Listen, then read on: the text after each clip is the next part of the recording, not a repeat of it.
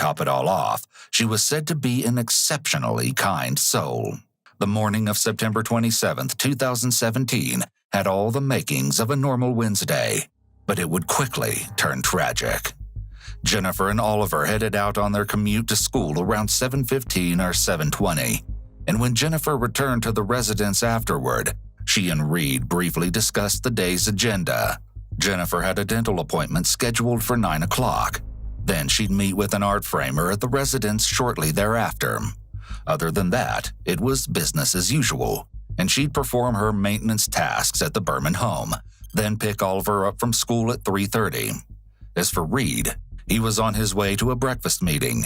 They said a quick goodbye, and though nothing seemed out of the ordinary, things were about to take a terrible turn.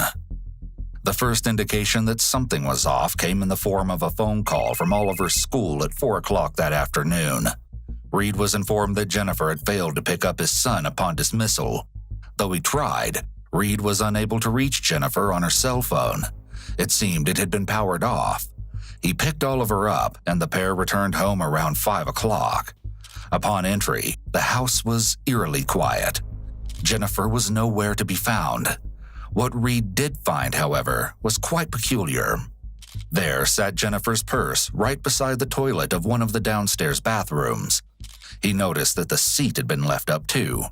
This was unusual considering he and Oliver rarely used that particular restroom. An inspection of the contents of Jennifer's purse was suspicious. Her wallet, cell phone, credit cards, and driver's license were missing. Her vehicle, a 2015 Hyundai Santa Fe, was nowhere to be found. At that point, Reed contacted law enforcement. However, it wasn't until approximately 6:25 that he made the call, and the reason behind the delay is unknown. Nevertheless, a Winter Park officer was quickly dispatched to his home.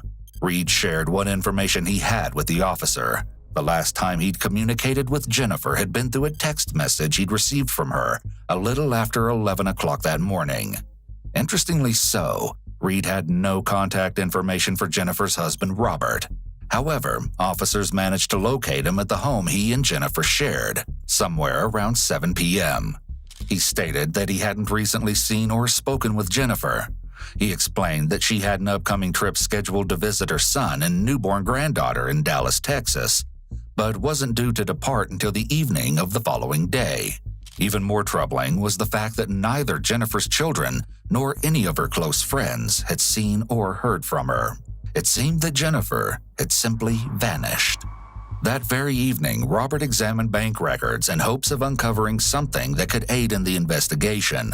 As expected, he found a record of payment to Jennifer's dental office at 10:08 that morning. However, it was the transaction that followed that gave Robert pause. A Wells Fargo ATM was visited at 12:10 that afternoon, and a withdrawal of $300, the maximum amount allowed, occurred. According to Robert, the idea of Jennifer having withdrawn the funds was completely unlikely, or at least he thought so. Then a development came in the form of a realization that Jennifer's vehicle happened to be equipped with a service known as Blue Link, which allows Hyundai drivers to remotely access their vehicles using their smartphones. It was the hope Jennifer's SUV could be located with help from the system, but it was soon discovered that the vehicle was still registered under previous owners, and thus the account was inactive. When business hours resumed the following morning, Robert frantically completed necessary paperwork in order to have the system reactivated. And upon completion, Detective Dawes, who was one of several working the high-profile case, would be notified with any available data pertaining to the vehicle's whereabouts. Also that morning, the lead and assistant detectives paid a visit to Reed in order to conduct an interview. Reed led the detectives through his sizable home and showed them everything that seemed out of place or suspicious. He explained the details surrounding the unusual location of Jennifer's abandoned purse. Strangely enough, Reed hadn't noticed anything to be missing within the home, at least, not yet. He hadn't found any sign of forced entry either.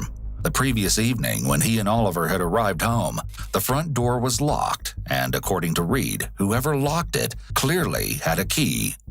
He also noted that it seemed Jennifer hadn't had a chance to complete her cleaning tasks. His bed remained unmade, and days later, He'd come to realize his comforter was missing. Trash bags littered the kitchen floor. It was as if Jennifer had been interrupted somewhere in the middle of her duties. Still, Reed was able to provide some extremely crucial information. He reviewed his alarm system activations for the previous day with the detectives. Initially, there was no sign that anything out of the ordinary had occurred. I went out this way. It's by 8:30. When you say this way, meaning the back? Yeah, my car's... Yeah, where the garage. Yeah. I leave. The door opens. And now she's got to go to her 9 o'clock. It's 8:43. The door opens. Mm-hmm. She goes to the dentist. She comes home at about 10:35. Between 10:30 and 11:32, there's no penetration of anything, okay? So I'm just assuming she's here cleaning. However, a series of activations occurred thereafter, and they told an unsettling story. Then the door opens, but doesn't close. Again, the front door we're talking about. At 11:47. Okay. 15 minutes after she comes home, it opens, but it doesn't close. Then 3 minutes later, the master bedroom is motion activated. Mm-hmm. 11:53, 3 minutes later, it's idle. Oh. And then it goes out. Then 1 minute later, the front door, it's right out the front door. And well, what time is that? What's the time? 11:54. 11:54. And that's the last you've seen of, I guess, the door opening and closing till... It doesn't open up till 4:58 when I come home. And the back door from the garage. Yeah. Detectives gathered additional crucial information from Reed. Can we get, one thing we do need, you said she had a card, you allowed her to have one of your credit cards. We need that number and that bank name. Yeah. If we can get that, that'd be great. Was it a debit card that she carried, or was it a credit card? It was a debit card. Okay. She used it for household expenses. It was from the bank that you bank with? Yes. That's on the, okay, what bank is that? It's Valley National. Now, was she on the account too? Yes. Okay. Yes, there's been no activity on this card. The detective reviewed Reed's activities that occurred the previous day. Yesterday, you had an 8 o'clock meeting, running a little bit late. And that was at the water park night or winter center? Is that one and the same? And that was at 8:30. Okay. And then at 3:30, right? You had another visit. 3 o'clock. 3 o'clock. And that was where? On New England. Do you know whereabouts it is? Because we have cameras and everything, and we're just trying to eliminate everything that we I can. think it's 4:11. And I was at my office at 22. Anybody else working in office with you? Yeah, 35 employees. Oh, you do? Wow. Okay. While at Reed's property, detectives collected a buccal swab from him in order to produce a sample of his DNA. Though it would appear to be a routine process, seeing how Reed was one of those closest to Jennifer, perhaps there was something more behind the request than just standard procedure. All right. The other thing was that I believe as Detective Wagner asked you about earlier was if you were aware of her having any male friends. And if you knew Jen, she's a really up person. I mean, she'd come at 6:30, and man, she'd have it turned on. Like, hey, Oliver, and they would do this thing. I mean, she was just fantastic. Outgoing personality. Okay. So she wanted to go out. Like, I bought her tickets to, she loved Barbra Streisand. Oh, yeah. So I got her as a gift, Barbra Streisand tickets to Tampa. And she liked to go to concerts and stuff like that. Though Jen was a lively person who enjoyed good times with friends, Reed didn't think she was the type to run off and leave everything behind. Though, there was one thing. You mentioned something earlier about the Enzian. There's a bar there, and you say that she'd go there? Well, my friend, when we were talking about it last night, Right. we were trying to figure out, like, we were going, okay, how could this happen? Right.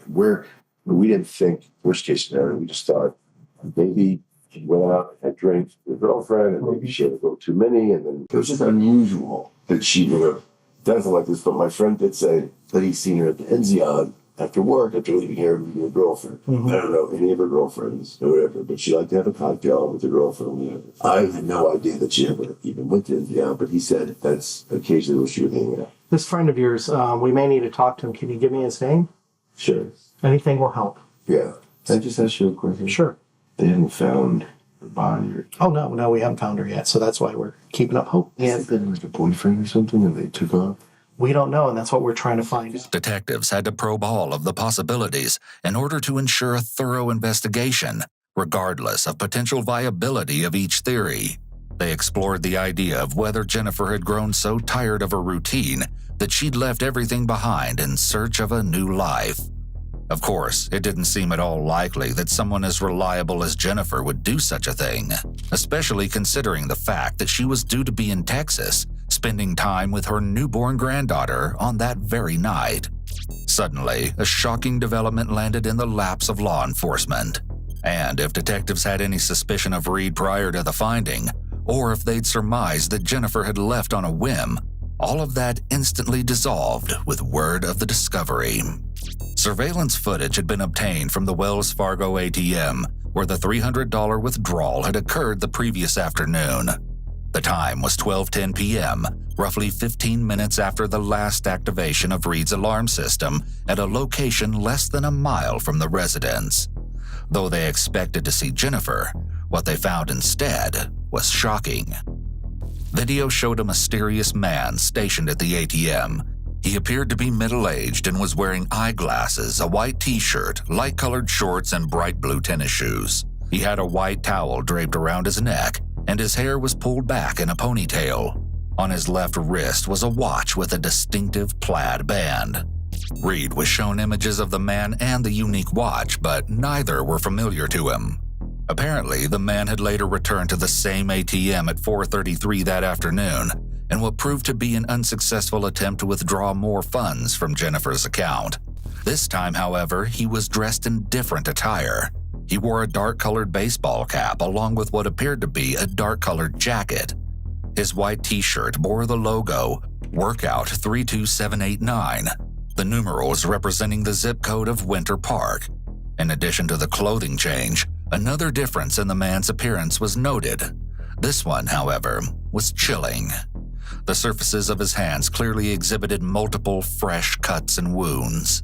When shown images from this ATM visit, Reed recognized the t-shirt. In fact, he stated that he owned one that was very similar to it. Upon inspection, it didn't appear to Reed that his bedroom closet or dresser drawers had been rifled through.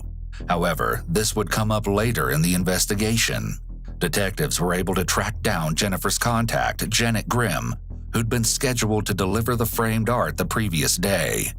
Jennifer had texted Janet at 10:18, stating that she'd be back at the residence in less than 10 minutes. Not long after this time, Janet stated she'd missed multiple calls from Jennifer's number. At 11:33, Janet picked up a call, and on the other end was Jennifer, who Janet could only describe as totally panicked. Jennifer stated she'd have to cancel the appointment as the school had just called and she had to pick Oliver up right away. Naturally, Janet found the conversation odd. She attempted to reach Jennifer on her cell phone approximately an hour later, but there was no answer. Evidence was beginning to mount. Also, on September 28th, Jennifer's SUV was located less than 5 miles from Reed's home, in the parking lot of a Publix supermarket. The vehicle was processed for evidence the following day, on September 29th, 2 days after Jennifer vanished, and each finding was more grim than that which came before. A beer bottle was found in the front center console. According to Robert, Jennifer would never drink on the job. There was no doubt in his mind that the bottle did not belong to her. A tan canvas bag had been placed on the front passenger floorboard. Inside the bag were a white t-shirt, a white towel, and a men's watch with a distinctive plaid watch band. Worst of all was the revelation that each item appeared to be stained with blood. The items clearly matched those the man was seen wearing on ATM footage from the first transaction 2 days prior, before the wounds to his hands had appeared. Word of a third unauthorized ATM transaction came on September 29th, but the location wasn't even remotely near Winter Park. It was in Jacksonville, Florida, where a $100 withdrawal occurred, approximately 140 miles north of Reed's home. A sworn statement via phone was recorded between Robert Fulford and a Winter Park detective that same evening. Did anyone have permission or authorization from you to withdraw that cash? No. Okay. And in regards to that transaction, would you like to press charges, if applicable, to anyone for criminal charges? Yes, I would. The most recent ATM activity cited in the statement was a major turning point in the investigation. It led detectives to contact the Winter Park Amtrak station, where they were able to get their hands on some critical information. On the afternoon of September 27th, a train ticket was purchased at 4:52 p.m., the destination being none other than the city of Jacksonville. And as luck would have it, there was only one passenger aboard that train. With this information, law enforcement had what they believed to be the name of a previously unidentified individual. His images had been plastered all over the media in an attempt to put a name to the menacing face. He was a 53-year-old man by the name of Scott Nelson, and a background check indicated that he was extremely dangerous and had an extensive rap sheet. Furthermore, Scott was currently on federal probation for armed robbery. Hope that Jennifer would be found safe was beginning to dwindle. The following day brought with it the much-dreaded, terribly devastating news. Just 3 days after Jennifer was last seen, the worst-case scenario had become a nightmarish reality. Jennifer's cell phone had been pinging off a cell tower located near a heavily wooded area of Orlando. Somewhere around noon, with assistance from the Orange County Sheriff's Office Aviation Unit, Jennifer's body was located. The gruesome discovery conveyed that the last moments of Jennifer's life had been absolutely hellish. But the true magnitude of the horror wouldn't be exposed until later. The merciless nature of the killing further motivated local law enforcement and U.S. Marshals, who'd been enlisted to assist with the investigation, to locate Scott Nelson. And it wouldn't take long. The day after Jennifer's battered and discarded body was found, the suspected murderer also turned up.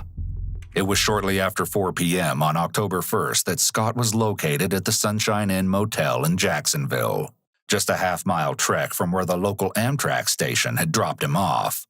Initially, it was anyone's guess as to how the apprehension was going to play out.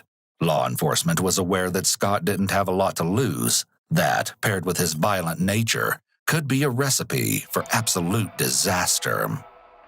The showdown began with Scott's refusal when ordered to exit his room, but it proved to be short-lived, and Scott was taken into custody without incident. However, the investigation had essentially just begun. A couple hours after his apprehension, the suspect had landed himself in an interrogation room. The following never-before-seen footage has been analyzed by a qualified team, including a licensed attorney, a licensed clinical psychologist, and a licensed professional counselor. Very kind of you. Thank you. There's going to be a little bit of park detectives want to read. Sure. So if you need to use the restroom or anything like that, don't hesitate, knock on the door. I'll be right on the other side, okay? Okay, thank you. It's going to be longer than a little bit, as the detective described. The Winter Park detectives have the 140-mile trek to make up to Jacksonville. And as you can see, the extended wait time is starting to wear on Scott, approximately 2.5 hours in.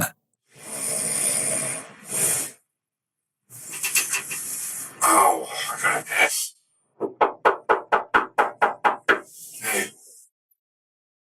Scott is granted his restroom break, but upon his return, he'll still have an hour to wait. Finally, detectives have arrived at their destination, and they start by providing Scott with a warm welcome. All right, thanks. You got water? You okay? I could use something to eat. I need something.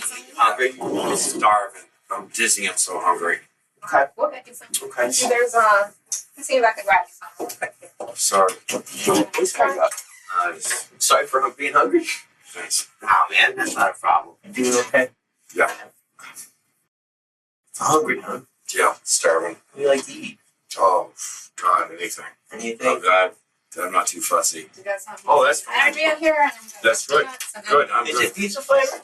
No, sorry. Oh, no, I'm good. What you guys? All right, Scott. So we'd like to talk to you about, and I'm sure you probably have a million questions too. So Yeah. The detective states that they have to go over his Miranda rights since he's in custody. He also swears in Nelson. This is not a court or official judicial proceeding, but perhaps an interrogation tactic to emphasize the desire for truthful answers.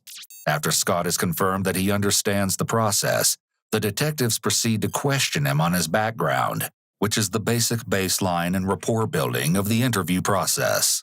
Married? No. Okay. Ever close? Nope. No, Really. no divorce or anything. Huh? No. Hey, you're a lucky one. Children? No children. Siblings? Brothers? Sisters? Yeah, I have a couple brothers. Couple brothers? Okay, older. So you're the youngest, huh? Yes. After a little small talk, Scott is starting to grow impatient. Can I ask you Yeah, something? ask away. Go ahead. I'm under arrest. Yes. and What we can get are into my that. charges? Okay. Right now we got some issues with some credit card use. Okay. So I'd like to go into that. All right. And say. What credit card? Because I don't own a credit card. So you don't own a credit card? No. Do you have a debit card? ATM card? Trying to think. I think I do. Okay. What do you think you do? What does that mean?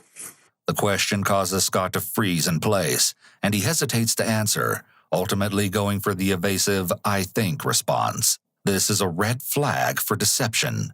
It's a simple yes or no question. Of course, Scott doesn't want to provide any sort of answer here. The mere mention of a debit card likely set off alarm bells in his mind since he'd used Jennifer's debit card. I don't have enough information. I mean, As I said, well, let's walk through it. Okay? Sure, okay. All right. Do you have any idea why you think you may be here at all? No. No. Okay. Well, let's go back a little bit. You were in Orlando last week?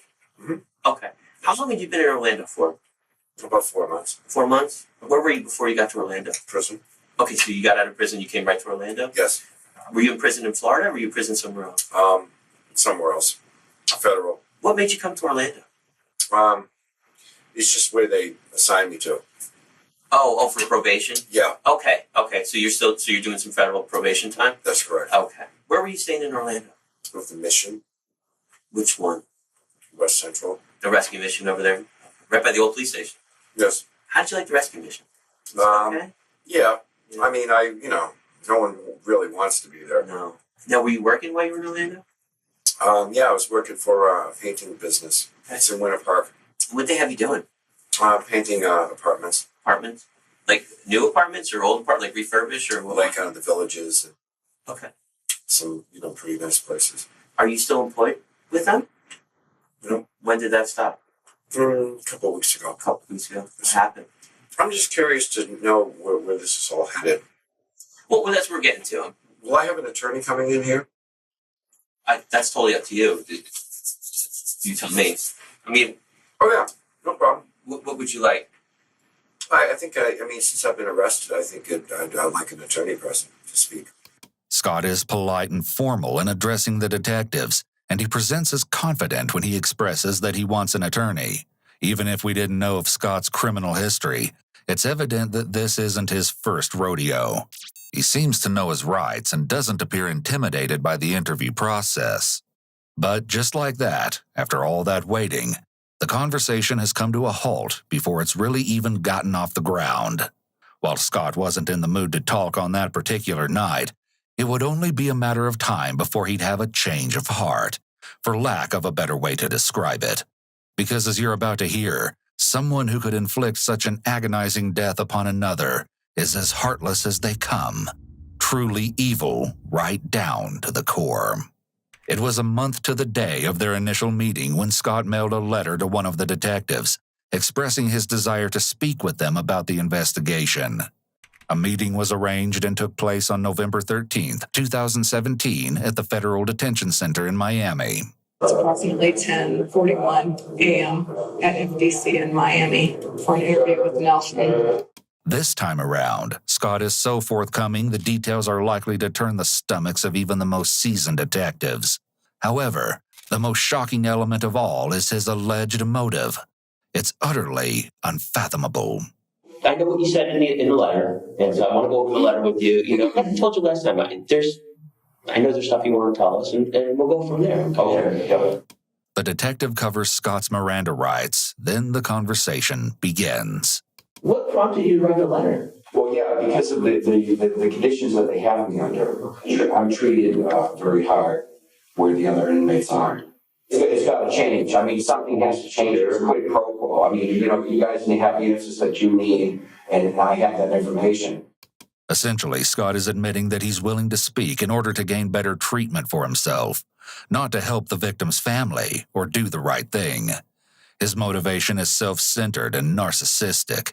The detective is willing to listen to everything Scott wants to get off his chest. So this is your show. So what do you want to talk about? Well, for instance, I was on the streets for months and had nothing. I really had nowhere to go. I had nothing going for me. Really don't. I'm trying to help you as well as help myself here. Well, life has really never been that easy for me. Do you know that I have a colostomy? I did. You do. Okay, so like the Bureau of Prisons, they wouldn't give me the reconnection. They wouldn't help me. I mean, things are just in the toilet, and they're getting worse and worse and worse and worse for me. And it's not going to stop until I'm either dead or something. They're not going to stop. That's what we don't want to see that happen. I'll tell you right now. No, I don't want to see that happen. I know, Detective. Scott continues to focus on himself as the victim in the situation and takes no accountability for what he's done. As far as what created this whole thing to be, I was thrown to the street again, and I had nowhere to live. I was completely broke. Yeah. And, I had been in Winter Park a few times. Okay, so it wasn't the first time I had been to Winter Park. What happened there was I noticed that it's a very affluent type of place. Yeah. It is. Well, people have a lot of money and things like this, and they have a different lifestyle. Where 15 minutes away in Orlando, where I was living, people are dead ass broke. Yeah. I wasn't particularly happy with this. Quite the understatement we'll soon hear. It cut much deeper than that. It seems like Scott grew increasingly bitter and resentful as he took in the fact that he was struggling to survive, while there were large communities of people not far from the shelter where he lived that enjoyed an excess of comforts and luxuries. It's important to keep in mind that people with antisocial personality disorder, ASPD, have a firm belief that they deserve everything: status, money, luxury, and comforts, whether they've actually done anything to earn these things or not. Their sense of entitlement makes them believe that they deserve and should be able to possess all these things. This is why they justify committing violent crimes, because they're willing to do anything to try to obtain what they feel is rightfully theirs.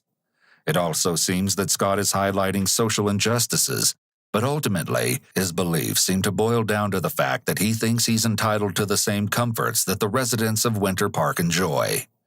In addition, people with ASPD are extremely spiteful and vindictive. If they feel slighted by others, whether the offense is real or imagined, they will stop at nothing to get even. They won't feel satisfied until they have sought revenge. Oftentimes, their idea of getting even is retaliating in a manner that is far worse than whatever the original offense was. They don't believe in an eye for an eye. They believe in delivering a much harsher punishment than what was done to them. Scott states that he was released from prison that previous May and had been on the streets for about 4 months as the rage inside him continued to build. I'm willing to help you people because I'm going to be found guilty even if I didn't say anything. You have enough forensic evidence to get capital murder on me right now anyway. It's very possible that due to Scott facing such extreme adversities during his probation, including issues with health care and difficulty obtaining food, it's likely true that he didn't care if he was incarcerated for the rest of his life. It's an extremely dangerous scenario to have an ex-con feeling he has absolutely nothing to lose. His worst-case scenario was going to prison for life, but maybe this wasn't such a bad outcome when he looked at the harsh reality of his daily life while being out of prison. Scott described the terrible conditions he was subjected to in prison, but it seems that the realities of freedom weren't that much better. People can become so used to life on the inside that, when facing life on the outside, they lack the skills to function appropriately in society. So I'm walking around Winter Park, and all these people, they have money, they have beautiful homes, beautiful families, cars, diamond rings, just driving a Mercedes and stuff. And I wanted to make it an example. Scott explains that during the month of September, he stayed at an undisclosed location. He gives his account of one night in particular, as he sat in a picturesque gazebo of Winter Park, and it's very disturbing. That's when, about 11 o'clock at night, that's when, in my mind, I officially died. Okay, I died. I was dead. I died that night. Okay, I mean, it was I'm sorry you got to that point, really. and I'm in Winter Park. I'm surrounded by all this wealth, and here I am, right? I'm clean cut, I'm intelligent, I'm highly employable. I work like a dog, and I can't have nothing. I'm just dead. It was that very night that Scott made up his mind. He devised a horrific plan, and he was going to carry it out. I'm going to do a home invasion. Okay. So I knew that I was going to do that. Okay. I noticed this one house, and it was happening to be 5 o'clock, I'd say 5 o'clock in the afternoon on the 26th. And I see Jennifer getting out of a vehicle with a young boy. Okay. And they go into the house. And I could tell just by the way she was dressed that she was not the first thing I had in my head was she must be a house cleaner or something of that nature. Okay. But I wanted to make an example of Winter Park. Right. Okay. Right, wrong, or indifferent, be it evil, be whatever. That's what I was going to do. It's ironic how Scott makes himself out to be the victim of the cycle of poverty and recidivism, but then he targets Jennifer, whom he admitted looked like a house cleaner to him. He claims to have a grudge against the affluent people of Winter Park, yet he targeted someone who he said himself was part of the working class, and not the affluent class. This highlights that his actions really had nothing to do with the injustices of the world, and everything to do with releasing his rage however he saw fit. One of the detectives poses the question we've all been asking ourselves. Why did you choose her to make an example? Everything came about that mysterious month of September, where Scott has chosen not to disclose the location at which he was living. For the month of September, I was living in a place, and there was a gentleman. Long story short, they had known Jennifer, and they had had an argument. That's how I knew about that house that she worked at. Did he tell you to do what he did? Well, yeah. He said killing her he wouldn't lose any sleep over it. But he leaves it at that and transitions straight to September 27th. And if Scott has been successful in garnering any sympathy from the detectives, it's likely that every ounce of it will now dissipate after he recounts the terrifying events of Jennifer's last moments. UPS. Right. Yeah, they had delivered a package. Okay. The guy delivered a package, and the minute he drove away, I went out and I rang the doorbell, and Jennifer answered, and I said to her, I said, you have a package on the doorstep here. Sure. And she said, yeah, I know. And she was looking at me a little odd, like, who are you? Why are you telling me this? And that's when I pushed the door in and pushed it in. I went and shut the door, and she screamed. Okay. And she was, frightened. Sure. And I had a knife. So I told her to lay down on the floor, and then I bound her with some zip ties. Okay. I said, I'm not going to hurt you. I'm just here for the money. Okay. And she was not very helpful with my needs. This statement shows Scott's grandiosity and sense of entitlement, but this is also an example of victim blaming, something that individuals with antisocial personality disorder commonly engage in when they commit crimes and violate others. I mean, here it is, an honest citizen, and she's probably never told many lies in her whole life. Sure. And all of a sudden, she runs into a bad guy, and now she wants to lie on her. Well, whatever happened, you give the guy what he wants and let him leave. No. Did that just make the situation worse? Yeah, yes, it did. It made it a lot worse because I'm just trying to get some food, some money, and whatever. Scott then explained that he felt Jennifer was purposely misleading him. She gave him the ATM card and PIN, but didn't disclose that she also had a debit card tied to Reed's personal bank account. She did, however, state that Reed had some expensive watches located in his bedroom. So I went upstairs for a second. I got the brown comforter off the bed. I wrapped her in the brown comforter and put her in the back of her own vehicle. Okay. I loaded her up through the front door, and then I left. So she was in the back of the vehicle, and I left with her. Okay. I went to the ATM machine and I withdrew the $300. Jennifer was absolutely terrified. She was trapped in a compact space, wrapped tightly in a comforter, and having difficulty breathing. As for Scott... Then I went shopping. Kind of cold-blooded, isn't it? You're showing the amount of compassion that you got shown is what it sounds like to me. I'm not firing on all my cylinders, but the thing is, I have my faculties. I know the difference between right and wrong. This is one of the confounding realities of individuals with antisocial personality disorder. They are aware of right and wrong, but they don't care. Their own needs are always at the forefront of their thoughts, intentions, and actions.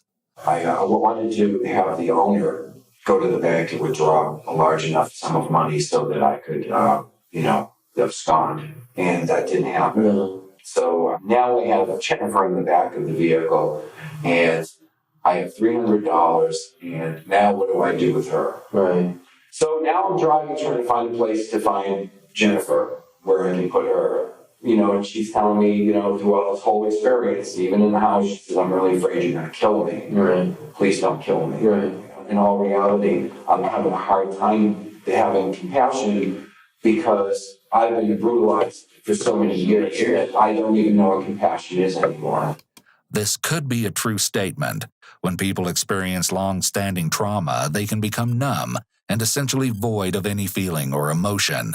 Alternately, those with antisocial tendencies tend to lack the capacity for emotion and connection to begin with, due to neurological differences.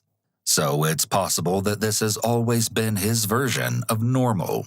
It's the human condition. Absolutely. Her phone started ringing, stuff I just shut it off. So I finally found a place to put Jennifer. Yet again, Scott confirms that the killing was completely premeditated. He details a purchase he made that consisted of items that would be used to murder an innocent person who happened to be in the wrong place at the worst possible time.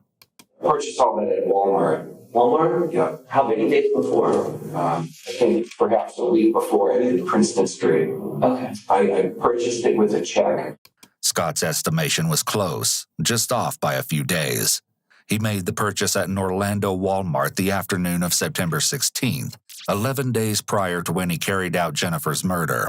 This confirms that whether Jennifer cooperated with Scott's needs or not, he was going to murder her. There was nothing she could have done. Detectives met with asset protection officers at the Walmart just 3 days after the confession and saw it all on surveillance footage. Scott had purchased nearly $500 worth of items, including food, several cartons of cigarettes, and blue tennis shoes. And then there were the most incriminating items: a utility knife with a green handle, a package of 18-inch cable ties, and a roll of duct tape. Please be forewarned that the following description may be too graphic for some viewers. Scott eventually located a secluded, wooded area, and sadly, it seems Jennifer is well aware that there's no chance she'll make it out of the brutal attack alive. So I got her out of the vehicle, and she started getting louder and louder, so I put some duct tape. Could she breathe with the tape Barely. put on her face? Very little. She's pleading for her life. Did you ever hit her in the head, or did she ever hit her head on the ground or anything like that? Back of her head? Yeah. Yes, I punched her. When? Prior to duct taping her up. I stabbed her 3 times that I didn't remember. Remember where? Yeah, once in the back, another time in the back, and then the third time I was walking away, and I thought to myself, you know what? I'm not going to let this testify against me, because they're going to give me the same amount of time. So I killed her. I put one through her heart. She had put me away for the rest of my life anyway. So I mean, so I killed her, and she let out a gasp, and that was it. And she died. Calling her a name is Scott's way of depersonalizing her. It's a distancing technique so that he doesn't have to see her as a person, even though she hasn't done anything to him but try to comply and survive. Well, then what did you do after that? I drove back to the Publix. Scott cleaned the blood off of himself and changed clothing in the men's restroom. It was then that he replaced his t-shirt with the Winter Park one, shown in the photos from his second visit to the ATM, which occurred that day. However, he wasn't able to mask the wounds he'd sustained on his hands as a result of the heavy brush he'd trudged through in the wooded area. And I dropped the vehicle off, and I went back to Winter Park to get my belongings. And then I sat there and I thought about what I've done, everything, and I was hungry. Yeah. Aside from the fact that this shows his complete lack of moral conscience and empathy, Scott being hungry after the murder indicates yet again that his only objective in life is to fulfill his own needs. People with severe antisocial personality disorder are not emotionally pained or otherwise affected by inflicting harm on others. Their threshold for feeling emotional pain for another person is very high, and in some cases, such as Scott's, non-existent. Scott ventured to a nearby 7-Eleven and, of all things, he purchased a pizza.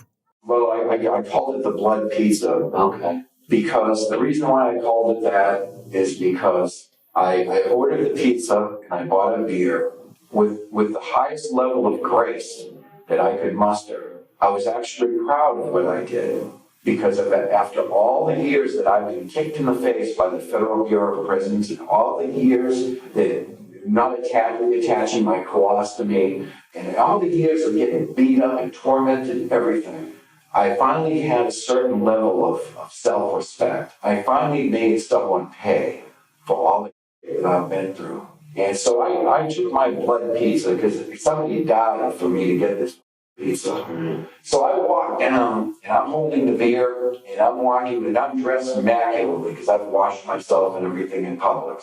And I'm walking down the street while all these rich people are walking around buying jewelry and they're having their good life and all this stuff and wouldn't give a rat's about me. And so I'm carrying my pizza. Little do these bastards know what I had to do for this friggin' pizza. Yeah. And I walked back up to that gazebo and I ate that pizza, every bite of it, and I enjoyed every damn bite of it. And I really did. And I hope, my only regret is that I hadn't killed 30 more sons of bitches later.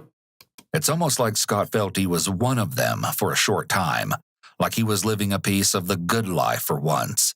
He felt vindicated because, unlike the rest of the Winter Park community, he believed he really earned that beer and pizza.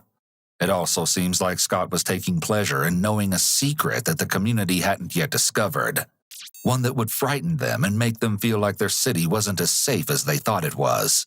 He enjoys feeling like he took something from the citizens of Winter Park. He stole their peace of mind and burst the bubble they lived in, and he seems to like this because he likely feels as if others are sharing in his misery. An utterly chilling account, but clearly it was all in vain. You know, this is the evil part of it all. With concern to the, after everything that's been going on, here I am, I'm back in Winter Park, and nothing's changed. Yeah. Okay, I may have a couple $100 in my pocket. A girl is dead, and I'm still have complete contempt for Winter Park. Did it make you feel any better? No, it didn't make me feel any better, but I just don't understand how things are the way they are. A truly senseless death, and his motive behind it all was even more shocking. After Scott's gut-wrenching version of the nightmarish day concluded, one of the detectives asked why it was that Scott reached out with his letter and came forward. And as Scott explained it, he wanted his story to be heard. Clearly, he felt he was the victim. He also, quite obligingly, filled in the missing pieces. He hadn't intended for the murder to go unsolved, after all. I left everything for the law enforcement to find. Okay. The knife, I threw that where? About 70 feet from the murder of the body. Yeah, that's her vehicle. And is that the vehicle that you took that day? Yep, that's it. Is that the vehicle that she was in the back of? Yes. That day when you were at the house, did you eat any food there or drink any beverages or anything? I took one beer. The empty bottle found in Jennifer's car was the one he stole from Reed's home. And is that the comforter that you took from the... Yeah, that'd be it. This picture, this house, does this look familiar? Yeah, that's it. Who's that? That'd be Jennifer Fulford. But in stark contrast to how Scott is able to speak of his victim so casually, without so much as a hint of emotion, he can't hide the fury he feels, apparent in his voice as he speaks of the true motive behind the murder. And it's like nothing we've ever heard before. I was doing really well. Okay, in society, in the street, right. I had a job. And over there, my probation officer came in, and he premeditatedly and deliberately went in to sabotage it and blow it up. So, really? Oh, yes, sir. The probation officer did everything he could in his power as a man. He woke up that morning just as premeditated as I did. Yeah. Okay. I knew what I was going to do. All right. I needed money. Okay. And I did what I had to do to survive. Okay. All right. He did what he had to put me in that position. People with antisocial personality disorder do not take any responsibility for their actions. It's always someone else who caused them to make poor decisions. Maybe Scott felt he would punish the law by breaking the law. He seems to believe that his probation officer had sabotaged his job and source of income, and that these things warranted him committing a crime. In his mind, it's all a conspiracy. Law enforcement decides who will be placed on a path doomed for failure.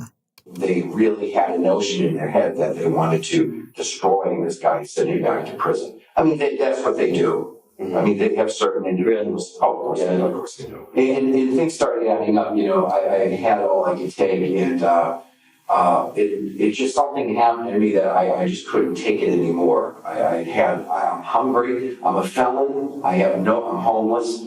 I did everything I could to abide by the law. Yeah. They're going to put me in prison anyway. The bottom line is this, is that my probation department, the feds, they put me in this situation as well as those people, the Federal Bureau of Prisons.